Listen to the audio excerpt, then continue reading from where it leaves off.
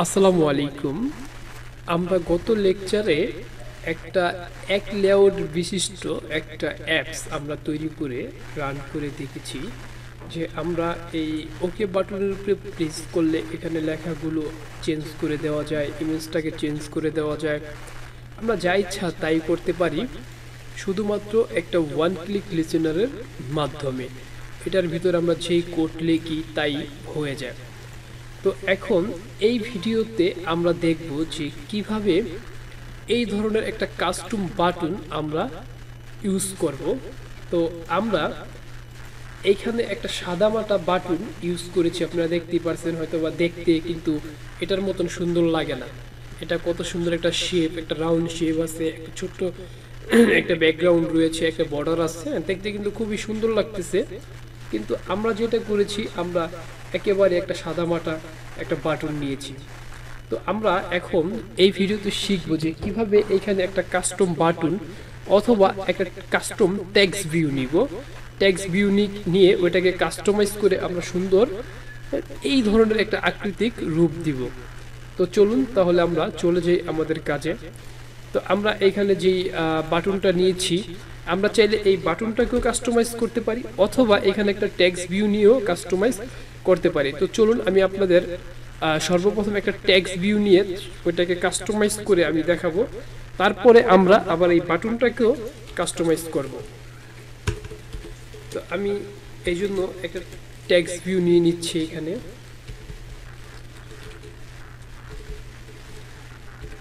একটা text view নিয়ে নিলাম, এটাকে আমরা র্যাপ কন্টেন্ট দিলাম। তো এখানে টেক্সট হিসেবে আমরা এখানে লিখে দিলাম, আচ্ছা আমরা এখানে একটা সাবমিট বাটন লিখে দিলাম।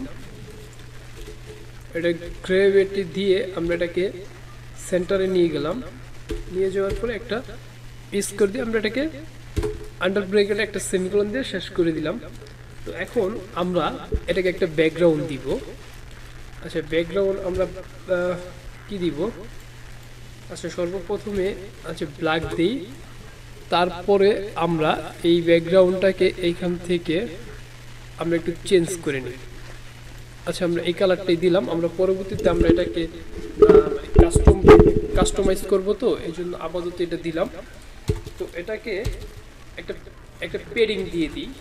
আচ্ছা প্রথমে মার্জিন টপ দিয়ে একটুখানি নিচের দিকে নামায়া নিই, তাহলে দেখা যায় লেখার থেকে। আচ্ছা আমরা এখানে 50 দিই, 50 দিয়ে একটু নিচের দিকে এটাকে নামিয়ে নিলাম। তারপরে আমরা একটা পেডিং দিই, পেডিং লেফটে দিই 20 ডিপি, আর পেডিং রাইটে দিই 20 ডিপি। তারপর আমরা পেডিং টপ দিই 10 ডিপি, আর পেডিং বটম দিই 10 ডিপি।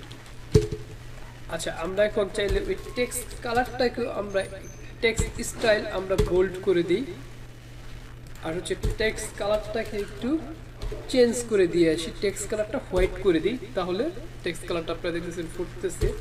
এখানে একটু আর টেক্সট সাইজটা একটু বড় করে দিই, হ্যাঁ 20 ডিপি দিয়ে দিই, ব্যাস। এখন আপনারা দেখতে পাচ্ছেন যে এখানে অলরেডি কিন্তু একটা খুব সুন্দর কিছুটা হলেও এই ধরনের একটা শেপ চলে এসেছে। আপনারা দেখতে পাচ্ছেন এটা কিন্তু আর আগের মতো কিন্তু এখন নেই, এখন কিছুটা হলো একটা স্টাইল চেঞ্জ হয়ে গেছে।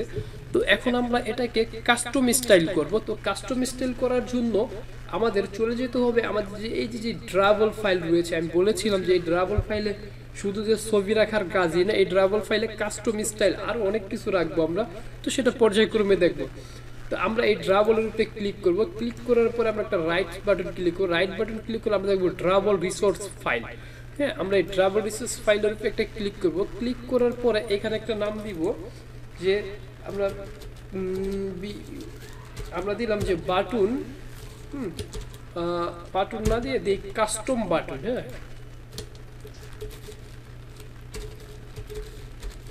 আচ্ছা আমরা দিলাম কাস্টম বাটন। এখানে অবশ্যই সম্পূর্ণ লেখাগুলো ছোট হাতের দিতে হবে, আর এই আন্ডারলাইন দিয়ে তারপরে কাজ করতে হবে। তো এই সিলেক্টর যে অপশনটা রয়েছে রুট এলিমেন্টের জায়গায় আমরা শেপ নিব, শেপ নামে একটা অপশন রয়েছে, আর বাকি যা আছে তাই থাকবে। তো যাই হোক আমরা ওকে করে দিলাম। ওকে করে দেওয়ার পরে আমরা এই শেপের রেক্ট্যাঙ্গেলের আগে গিয়ে লিখবো শেপ, তারপরে এখানে আসবে ওভারলি লাইন, তারপর রিং অত গোল, হ্যাঁ রেক্ট্যাঙ্গেল। আমরা এখানে রেক্ট্যাঙ্গেলটাকে সিলেক্ট করে দিব। তো রেক্ট্যাঙ্গেল সিলেক্ট করে দেওয়ার পরে আমরা এখানে নিচে আসবো, নিচে আসার পরে একটি আন্ডার ব্রেকেট দেবো। ব্রেকেট দেওয়ার পরে আমরা এখানে লিখবো হচ্ছে সলিড মানে হচ্ছে কালার। আমরা এখন কি কালার দিতে চাই এই ব্যাকগ্রাউন্ডটাকে, আচ্ছা আমরা হোয়াইট সিলেক্ট করে তারপরে এইখান থেকে আমরা কালারটা একটা কালার, তাহলে এই সবুজ কালারটাই সিলেক্ট করে দিলাম, বা এখান থেকে আচ্ছা সবুজ কালার বা অথবা আচ্ছা ইয়েলো কালারটা সিলেক্ট করে দিই। হ্যাঁ ইয়েলো কালারটা সিলেক্ট করে দিয়ে ক্লোজ করে দিলাম।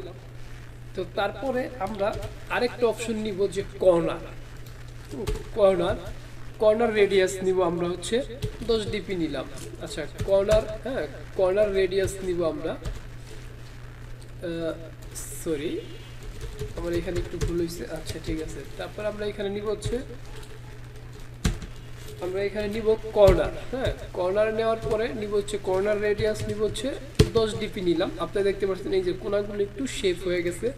আচ্ছা এটাকে ক্লোজ করে দিলাম। ক্লোজ করে দেওয়ার পরে আমরা চাইলে এখন এই কালারটাকে একটা কালার গ্রেডিয়েন্ট করতে পারি, আমরা 2 কালার করতে পারি। আচ্ছা যাই হোক এটা আমরা পর্যায়ক্রমে শিখবো। তো এখন আমি একটা স্ট্রোক নিব।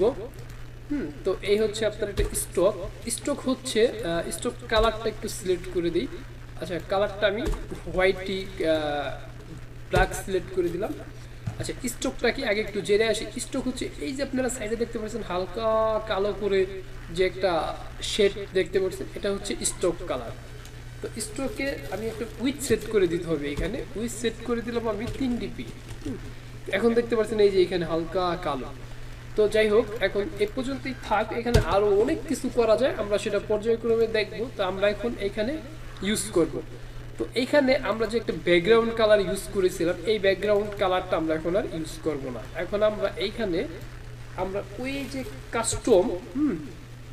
কাস্টম যে বাটনটা রয়েছে, এই যে আপনারা দেখতে পাচ্ছেন এই কাস্টম বাটনটা ইউজ করব।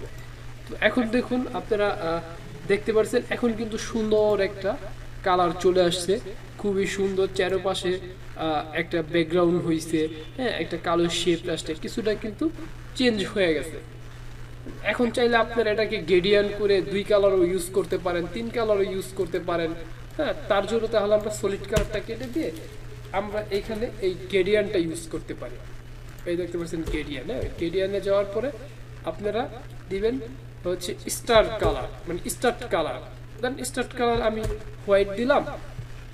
তারপর হচ্ছে যে আমরা এখন দিব হচ্ছে ইন্ট কালার। হ্যাঁ শেষের কালারটা কি হবে, শেষের কালারটা আমরা দেখা যায় ব্ল্যাক দিলাম। এই দেখতে পাচ্ছেন একটা শেড চলে আসছে। এখন আপনি এটাকে অ্যাঙ্গেল দিতে পারেন যে এটা কোন দিক থেকে হবে। হ্যাঁ অ্যাঙ্গেল টাইপ দেন আমি দিলাম 60 ডিগ্রি। এই দেখতে পাচ্ছেন এখন নিচের থেকে হয়েছে। হ্যাঁ 60 ডিগ্রি দিলাম, এখন নিচের দিকের থেকে হইতেছে। এই একটা বিষয়। এখন একটু দেখি আমরা, এই যে এখন দেখতে পাচ্ছেন কত সুন্দর একটা স্টাইল হয়ে গেছে, কত সুন্দর একটা শেপ হয়েছে।